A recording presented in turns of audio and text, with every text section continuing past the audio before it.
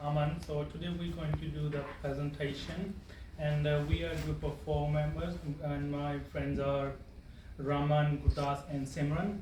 And today's presentation is about the benefits of accounting, and in this presentation we're going to explain the types of businesses and essential characteristics of assets and liabilities, valuation of accounts receivable and inventory into the balance sheet, and the net worth of businesses. And before we start the business, we need to know what kind of business we're going to start and what the types of business. There are 4 different types of businesses: sole trader, partnership, corporation, and trust. So I'm going to explain the first one, sole traders. But before that, I'm going to tell you that there's all the type of business have advantage and disadvantages. So in the sole traders, the sole trader business is a type of business which is on and run by one person.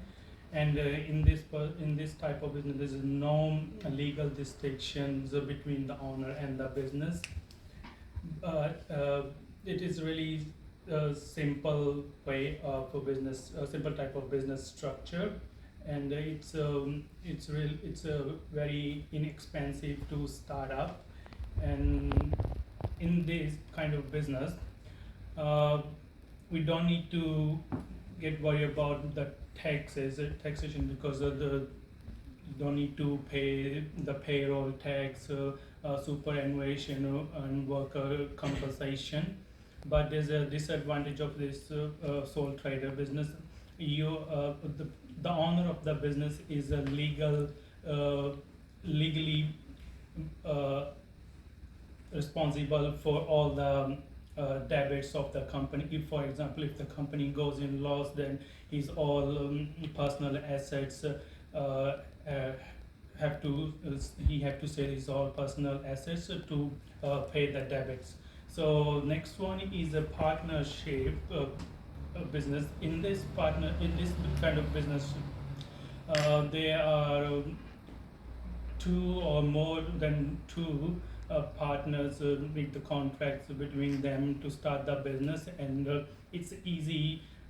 It's also easy to start up because they share the money to set up the business.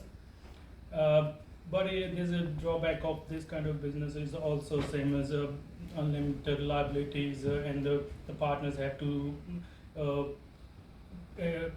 sell their personal assets to pay the debits, and they also share the profit and loss in this kind of business. So next I'm gonna pass it to the Gurdas, so he's gonna explain the rest 2 type of the businesses. Hello. Today I'm going to start about the corporations in accounting. Corporation Private Limited. It is of 2 types: public and private companies in Australia. Public company is listed on ASX, Australian Stock Exchange, or it can be unlisted company. It is owned and managed by directors and shareholders. So it has distinct tax file number. So there are the 2 advantages and disadvantages of corporations. Unfortunately, in its taxation rates and liabilities are paid from its assets. Disadvantages: high cost incurred due to the complicated compliance structure. It has the comply with additional legal and financial requirements. And now I'm gonna explain about the trust. Trust, it is executed by legally authorized third parties. Revenue or capital in distributed amongst the beneficiaries. It is of 2 types: unit and discretionary trust. So again, the advantages and disadvantages of trust. First I'm going to talk about the advantages. Capital in held of beneficiaries, safeguards the assets, and flexible of distribution of revenue. So disadvantages is it cannot be determined easily. A separate tax return is filed for the trust. Now my friend Simranjit is going to talk about the next slide.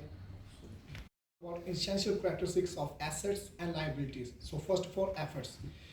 They result in monetary benefits in the future, managed by the businesses and arise from the past events and transactions. So now comes to liabilities.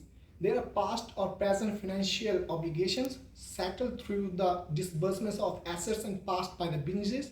Their type of borrowings or loans.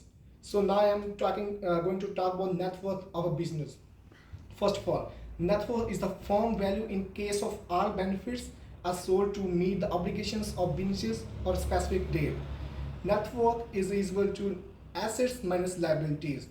In case of valuation of inventory and accounts receivables should be their net realizable value, but they are valued at their cost and gross values respectively, which is wrong according to practice.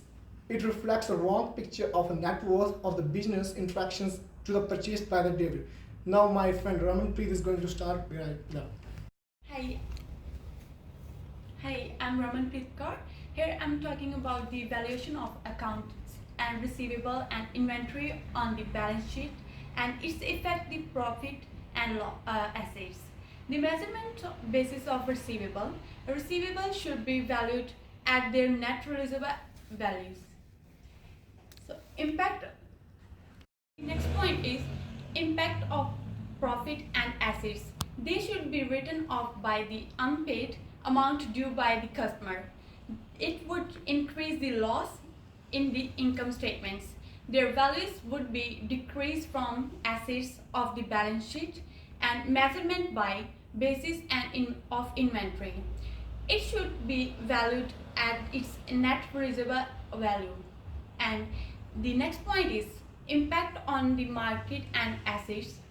It should be valued at its net and receivable values. Impact on profit and assets.